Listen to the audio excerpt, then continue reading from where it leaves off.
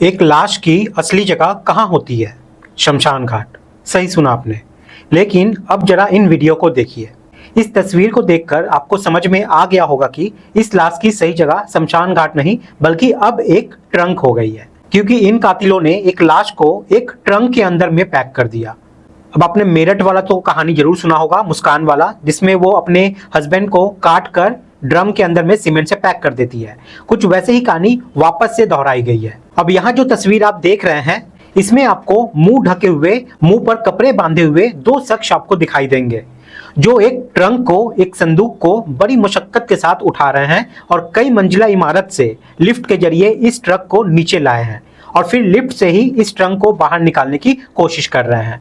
लेकिन जैसे ही ये दो लड़के इस ट्रंक को बाहर निकाल रहे होते हैं, बगल से एक लड़का जिसने नीले रंग की टी शर्ट पहनी है, वो लिफ्ट के अंदर जाता है और जैसे ही ट्रंक उसके बगल से गुजरती है, उसे अचानक कुछ बदबू सी महसूस होती है। लड़का लिफ्ट से बाहर निकलकर देखता भी है, उसे लगता है शायद इस संदूक के अंदर कुछ अजीब चीज है, लेकिन वो नहीं जानता था कि इस संदूक के अंदर रखी है एक लाश। एक ऐसी लाश जिसे बकायदा बांधा गया है, उसके मुंह पर टेप लगाया गया है, हाथ पैर जंजीर से बांधे गए हैं और साथ ही साथ सीमेंट भी डाल के इसको पैक किया गया है। और ये सारी की सारी गतिविधि जो है ये हो रही थी भरी दोपहर में, ना कि सुनसान रात में। अब आपने एक तस्वीर तो देख ली, अब दूसरी तस्वीर पर यहाँ पे नजर डालिए। यह सुबह की तस्वीर है, करीब 9:30 बजे के आसपास। इसमें आप देख रहे हैं एक ऑल्टो कार है जो एक सोसाइटी से गुजर रही है और जो गाड़ी है उसकी डिग्गी खुली हुई है। इस डिग्गी में एक ट्रंक है, यानी कि यह वही संदूक दिखाई दे रहा है जिसे लिफ्ट से खींचा जा रहा था।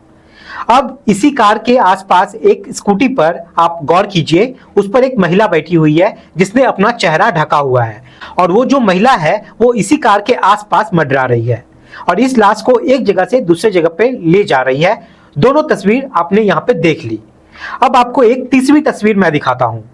इस तस्वीर पर भी गौर कीजिए। ये बाजार की एक मार्केट की सीसीटीवी फुटेज है।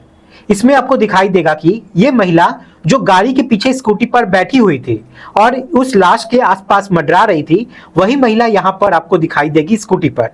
उसके साथ एक पुरुष भी है और तो और एक ई रिक्शा है जिस पर बाजार से खरीदा गया ये ट्रंक, उस संदूक को रखा गया है और ये महिला और उसका साथी उसे उस जगह से लेकर जाते हैं अपने घर पर, जहां पे उन्हें लाश को पैक करनी थी। अब दरअसल ये जो पूरी वारदात है, ये जो पूरी सीसीटीवी फुटेज है, ये कैसे एक एक करके पुलिस को मिलती है और कैसे दिन दहाड़े एक लाश को छुपाने की कोशिश की जा रही थी ताकि किसी को पता ना चले, चलिए पूरी कहानी को समझते हैं।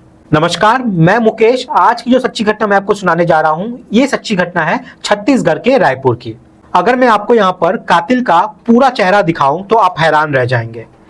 यहाँ पे दो तस्वीरें देखिए, अंकित उपाध्याय और शिवानी शर्मा।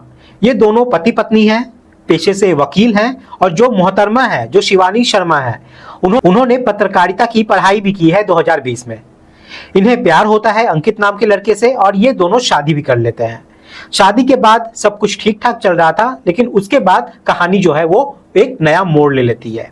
दरअसल ये जो पति पत्नी की जोड़ी है, इन्होंने एक ऐसी गुनाह किया है, एक ऐसी हत्या की है, जिसके बाद इन्हें लगा कि इन्होंने तो एक परफेक्ट क्राइम करके दिखाया है। लेकिन जब पुलिस इस पूरे केस को इन्वेस्टिगेट करती है, तब जाके इन दोनों का काला चेहरा पुलिस के सामने आता है कि कैसे पैसों के लालच में इन्होंने ये घिनौना काम किया, ये कत्ल किया।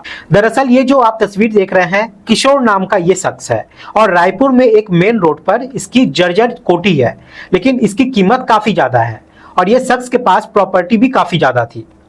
इसकी कुछ ऐसी जमीनें भी थी जो विवादित थी। ऐसे में 2018 में इसकी मुलाकात अंकित उपाध्याय नाम की इस शख्स से होती है जो पेशे से वकील होता है। अब दोनों की दोस्ती होती है, बातचीत होती है और प्रॉपर्टी को लेकर इनकी मुलाकात होती है। अब किशोर बताते हैं अंकित को कि उनकी कुछ ऐसी जमीनें हैं जो विवादित है, जो फंसी हुई है और उन्हें वो बेचना चाहते हैं। अंकित सोचता है कि सामने वाला जो शख्स है वो बेहद अमीर है, इसके पास काफी सारी प्रॉपर्टी है और तो और जो किशोर था उसके आगे पीछे कोई नहीं था। उसके ना बच्चे थे, ना उसकी पत्नी थी, ना कोई उसका करीबी लोग थे। सिर्फ दो बहनें थी, जिसमें एक बहन की मौत हो चुकी थी और दूसरी बहन काफी दूर रहती थी और उससे मिलना जुलना, बोलना चुलना भी सब बंद था। अब ऐसे में अंकित को जब ये सारी चीजें पता लगती है तो उसे समझ में आया कि हो ना हो किशोर से दोस्ती करने से उसे फायदा जरूर होगा। अब यहाँ इन दोनों की दोस्ती हो जाती है। अंकित किशोर से कहता है कि आपको जो प्रॉपर्टी बिकवानी है उसके लिए आप मुझे कुछ पैसे दीजिए, करीब 18 से 20 लाख रुपए। इसके बाद मैं जुगाड़ करता हूं, मैं एक वकील हूं, मैं आपको कैसे भी करके जो आपके 2-3 फ्लैट और जो जमीनें हैं जो विवादित है उसे मैं निकलवा दूंगा। अब किशोर अंकित पे भरोसा करने लगता है, वो पैसे भी दे देता है। पैसे देने के बाद चीजें थोड़ी सी यहाँ पर बदल जाती है। कई टाइम बीत जाते हैं लेकिन जो विवादित जमीन थी किशोर की वो बिक नहीं पाती और उसका पैसा भी यहाँ पे फंस जाता है। अब जब किशोर ने वक्त के साथ अंकित से सारी चीजें कहीं, विवादित जमीन के बारे में बातचीत करनी चाहिए, तो अंकित टाल मटोल यहाँ पर करने लग जाता है। किशोर को समझ आ गया था कि शायद अंकित उसके पैसे नहीं दे सकता, अंकित के पास इतने पैसे है ही नहीं। लेकिन एक दोस्त होने के नाते किशोर ने उसकी ये सारी बातें समझी और फिर भी उसका साथ दिया और उससे पैसे मांगने की जिद जो है वो बंद कर दिया। अब इधर हाल ही में होता क्या है कि किशोर का एक रोज एक्सीडेंट हो जाता है जिससे उसे चोट आ जाती है। अब वो ठीक से चलने की स्थिति में नहीं था। अब उसके परिवार में कोई था तो नहीं, इसलिए वो अंकित से ही खाने पीने की चीजें मंगवा लेता था और इनकी दोस्ती ऐसे ही यहाँ पे चलती रहती है। कुछ दिन बाद अंकित अपनी पत्नी को बताता है कि किशोर के 18 लाख मेरे पास जमा है, उसकी कुछ विवादित प्रॉपर्टी भी है जिसका कोई देखभाल करने वाला नहीं है, उसकी प्रॉपर्टी की सारी जानकारी मेरे पास है, तो क्यों ना हम उसका कत्ल कर दे और इसके बाद सारी चीजें हमारे पास आ जाएंगी। इस पर जो शिवानी होती है, जो उसकी पत्नी होती है, वो खुद पेशे से वकील है, साथ ही में उसने पत्रकारिता भी की है, तो इस बात से वो इनकार कर देती है। वो अपनी पति से कहती है कि कत्ल करना सही चीज नहीं है, हम पकड़े जाएंगे, कुछ और तरीका अपनाओ तो अच्छा रहेगा। लेकिन अब यहाँ पे अंकित अपनी पत्नी को समझाने लगता है। बहुत समझाने के बाद उसकी पत्नी शिवानी मान जाती है। फिर ये दोनों पति पत्नी जहां रहते थे उसी कॉलोनी में 2-3 गली छोड़कर एक मकान किराए पर लेते हैं और उसको किराए पर लेने के बाद उसकी जो मालकिन होती है सितारा बेगम, उसको ऑनलाइन पेमेंट भी करते हैं। अब आस पड़ोस के लोग उनसे पूछते हैं कि तुम लोग वहां रहने क्यों जा रहे हो, तो ये बताते हैं कि हमारा घर अभी रेनोवेशन करवाना है, कुछ दिन बाद यहाँ पे वापस आ जाएंगे जब काम पूरा हो जाएगा। अब प्लानिंग के मुताबिक ये लोग 19 जून को उस फ्लैट में रहने जाते हैं और 20 तारीख को किशोर को बताते हैं कि हम लोग ने नया फ्लैट ले लिया है, अब हम लोग यहीं पे रहेंगे, अब तुम मिलना चाहो तो हमसे यहीं पे आ जाना। किशोर बोलता है कि ठीक है। फिर 21 जून को प्लानिंग के तहत किशोर को बुलाया जाता है और कहा जाता है कि आज से आप हमारे साथ रहिए, आपका जो पुराना जर्जर मकान है उसे हम दोबारा से रिपेयर करवा दे रहे हैं, जब रिपेयर हो जाएगी तब जाके आप वहां पे वापस से रहने लगना। अब जब किशोर ये सब बातें सुनता है तो किशोर को लगता है कि ये लोग कैसे भी हों लेकिन उसकी इज्जत ये जरूर करते हैं, उसको अपना दोस्त ये जरूर मानते हैं, अपना सगा मानते हैं। अब किशोर उनके घर में आकर यहाँ पर रहने लगता है। अब 21 तारीख को बकायदा कत्ल करने से पहले किशोर को ये लोग कहते हैं कि आप नहा धो लीजिए, खाना वगैरह लगा देते हैं। इसके बाद बकायदा किशोर यहाँ पर नहाता है, फिर उसे पोहे दिए जाते हैं। पोहे खाने के बाद जैसे ही किशोर सोने चला जाता है उसके बाद उसे नींद आ जाती है और ठीक उसी वक्त अंकित उपाध्याय जो है, जो कि वकील है, वो आकर किशोर का गला दबाता है। शिवानी उसके पैर पकड़ती है। गला दबाने के बाद जब उसकी मौत हो जाती है तब शिवानी जो हथियार लेकर आई थी उससे उसका गला काटते हैं ताकि किसी भी कीमत पे कोई गुंजाइश ना रहे किशोर के बचने की। फिर पूरे घर को अच्छे से फेनाइल से साफ किया जाता है। यहाँ 21 तारीख को कत्ल होता है और 23 तारीख को लाश छुपाने की प्लानिंग होती है और करीब 48 घंटे तक लाश को ये दोनों छुपाकर अपने ही कमरे में रखते हैं।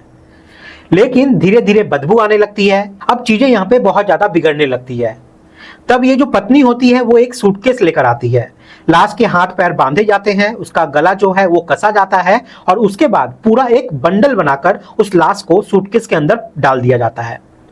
फिर ये सीमेंट लेकर आते हैं, फिर उस सूटकेस के अंदर उस सीमेंट को डाला जाता है ताकि बदबू ना आए, लेकिन बदबू फिर भी फैलती है। तब जाकर ये दोनों बाजार में जाते हैं और एक बड़ा सा ट्रंक खरीद के लाते हैं और उस ट्रंक के अंदर में उस सूटकेस को वापस से उसमें डाल देते हैं और वापस से उसके अंदर सीमेंट से उसको पैक किया जाता है।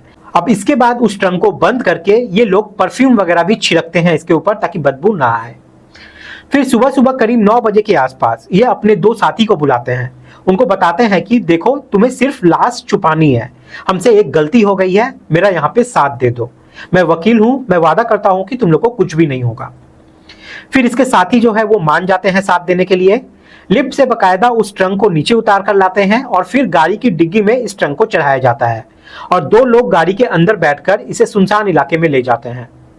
पीछे जो पत्नी है शिवानी शर्मा, ये स्कूटी चला रही थी। इन्होंने अपना मुंह ढका हुआ था और अब लाश को सुनसान जगह पर ले जाने के बाद उसे वहां पर फेंक देते हैं। जब ये ट्रंक को फेंकते हैं तो आसपास के इलाकों में थोड़ी ही देर में बदबू जो है वो फैलनी शुरू हो जाती है। फिर आसपास के लोगों ने ट्रंक को देखा तो उनके बीच में जिज्ञासा जागरूक होती है कि इसके अंदर में क्या है, तो वो पुलिस को बुला देते हैं। पुलिस मौके पे पहुंचती है और जैसे ही ट्रंक को खोला जाता है उसके अंदर से ये लाश धक से बाहर आती है। यह देखकर पुलिस की हालत खराब हो जाती है। अब पुलिस के पास ये सवाल था कि आखिरकार ये शख्स है कौन। तो जब इसकी पहचान कराई जाती है तो पता चलता है कि किशोर नाम का एक शख्स है जिसकी उम्र करीब 50 साल के आसपास है और उसकी प्रॉपर्टी वगैरह भी बहुत सारी है। अब पुलिस को यहाँ पे डाउट होता है कि हो ना हो इसका कत्ल प्रॉपर्टी के लिए ही किया गया है। अब ये बात जो है ये चारों तरफ फैल जाती है कि एक लाश मिली है कुछ ऐसी स्थिति में ट्रंक के अंदर में। ये बात कॉलोनी में भी फैलती है, सोसाइटी में भी फैलती है। तब जो लड़का था जिसने ये ट्रंक देखा था लिफ्ट में, वो फौरन गार्ड के पास जाता है, सोसाइटी को बताता है कि मैंने सुबह 2 लोगों को देखा था इस लिफ्ट से बाहर आते हुए और उन्होंने अपने मुंह में कपड़े बांधे हुए थे। मुझे तभी डाउट हुआ था, हो सकता है कि उस ट्रंक के अंदर कुछ अजीब चीज हो और मुझे अब पता चल रहा है कि उसके अंदर में एक लाश थी। अब सोसाइटी वाले ये बात पुलिस को बताते हैं। पुलिस वहां पर पहुंचती है, वहां का सीसीटीवी फुटेज देखती है। फिर उन सीसीटीवी फुटेज के आधार पे जब पुलिस डॉट डॉट को मिलाती है तो फिर कार वाला जो सीसीटीवी फुटेज था वो मिलता है, फिर बाजार वाला जो सीसीटीवी फुटेज होता है वो मिलता है। अब इन सीसीटीवी फुटेज में से जब कार का नंबर जांची जाती है तो पता चलता है कि गाड़ी तो ऑल्टो है लेकिन जो नंबर प्लेट है वो कातिलों ने चेंज कर दिया है। पुलिस आसपास तफ्तीश करती है, पता करती है किशोर का किसके साथ उठना बैठना था, तो पता चलता है कि अंकित के साथ उसका उठना बैठना था। फिर अंकित के बारे में जब पता किया जाता है तो पता लगता है कि दोनों तो रायपुर में है ही नहीं, दोनों तो कहीं भागे हुए हैं। अब पुलिस का शक यहाँ पे क्लियर हो जाता है। पुलिस अब इनके घर की तलाशी लेती है, हर किसी से पूछताछ करती है और इसके बाद पुलिस को एक सोर्स के द्वारा पता लगता है कि दोनों दिल्ली भाग गए हैं। फिर वहां से इन्हें अरेस्ट किया जाता है। अब एयरपोर्ट से इन्हें अरेस्ट करके रायपुर लाया जाता है। यहाँ पर सारा मैटर समझ आता है कि पूरा मैटर प्रॉपर्टी को लेकर था। अब जब उनसे पूछा गया कि तुम लोगों ने कत्ल क्यों किया, तो उसने बताया कि मैंने उसका एक काम करवाने के लिए लगभग 18 लाख रुपए लिए थे जो मैं उसे दे नहीं पा रहा था, इसलिए किशोर लगातार मुझे नौकरों की तरह ट्रीट करता था। उसका जब मन होता आधी रात को मुझे वो घर बुला लेता था, मुझे अलग अलग रेस्टोरेंट से खाना मंगवाता था।